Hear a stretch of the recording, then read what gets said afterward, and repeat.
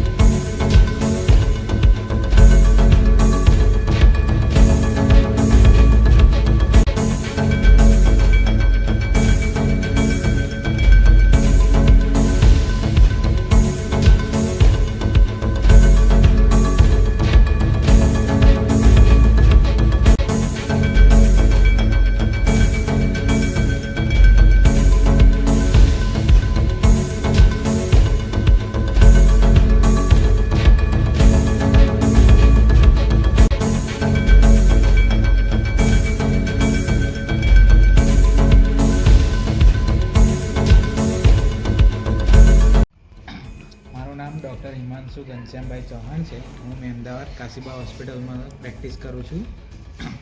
અમારે આજે રોજ તારીખ 8/12/2025ના રોજ કરોલી ગામ રણછોડરાયજી મંદિરમાં કેમ્પ હતો.